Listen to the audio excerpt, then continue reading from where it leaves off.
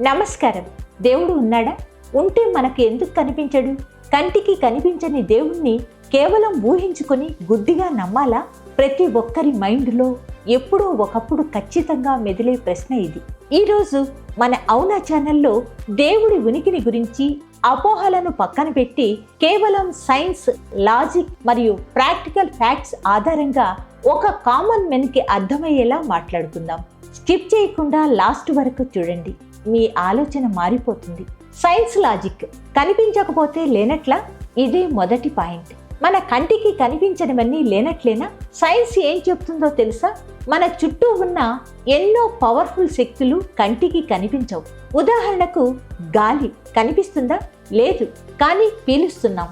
భూమికి ఉండే గురుత్వాకర్షణ శక్తి కనిపిస్తుందా? లేదు, కానీ వస్తువులన్నీ కింద పడటానికి అదే కారణం. మన ఫోన్కు వచ్చే వైఫై లేదా మొబైల్ సిగ్నల్స్ కంటికి కనిపిస్తాయా? లేదే, కానీ కనెక్ట్ అవ్వగానే వీడియోలు ప్లే అవుతున్నాయి కదా. సైన్స్ థియరీ ప్రకారం ఒక శక్తి ఉందో లేదో చెప్పడానికి దాన్ని చూడాల్సిన అవసరం లేదు.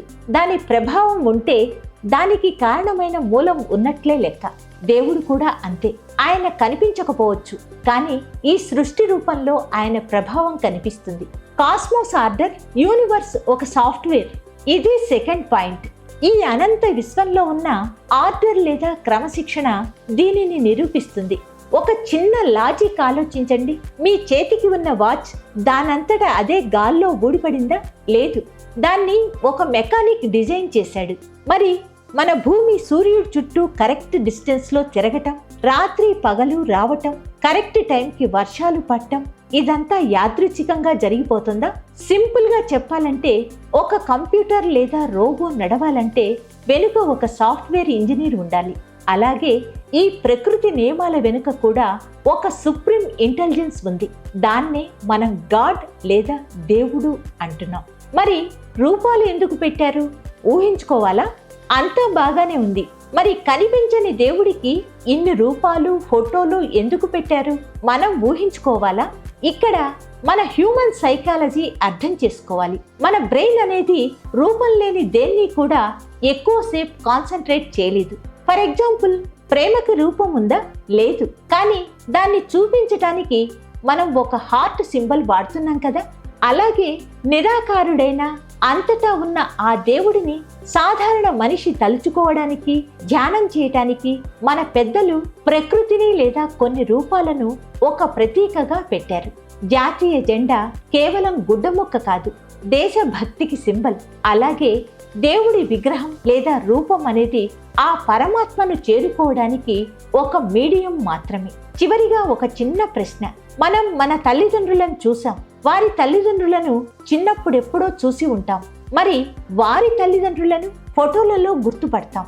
ఆ ఫోటోలు అప్పుడు తీసి ఉంటే వారి తల్లిదండ్రులను, వారి తల్లిదండ్రులను ఎప్పుడో ఒకప్పుడు ఎక్కడో ఒక చోట చూడలేదు అనే సమాధానం వస్తుంది. మరి మనం చూడని వారిని మనం లేరనుకుందామా? వారే లేకపోతే మనం ఇక్కడ ఇప్పుడు ఉండేవారమేనా? సో ఫైనల్గా చెప్పేది ఏంటంటే, దేవుణ్ణి నమ్మటం అంటే గుడ్డిగా ఊహించుకోవడం కాదు. గాలిని స్పర్శ ద్వారా ఎలా ఫీల్ అవుతామో, మ్యూజిక్ని వినడం ద్వారా ఎలా ఎంజాయ్ చేస్తామో, భగవంతుణ్ణి కూడా ఈ సృష్టి ద్వారా, మన అంతరాత్మ ద్వారా అనుభూతి చెందాలి. కంటికి కనిపించే ఈ అద్భుతమైన ప్రపంచాన్ని చూసి కనిపించని ఆ సృష్టికర్తను నమ్మటమే అసలైన లాజిక్. మరి దీనిపై మీ అభిప్రాయం ఏంటి? కింద కామెంట్స్లో ఖచ్చితంగా షేర్ చేయండి. వీడియో నచ్చితే లైక్ చేయండి, మీ ఫ్రెండ్స్ అందరికీ షేర్ చేయండి. ఇలాంటి ఇంట్రెస్టింగ్ అండ్ రేషనల్ టాపిక్స్ కోసం అవునా ఛానల్ని వెంటనే సబ్స్క్రైబ్ చేసుకోండి. పక్కనే ఉన్న బెల్ ఐకాన్ నొక్కడం మర్చిపోకండి.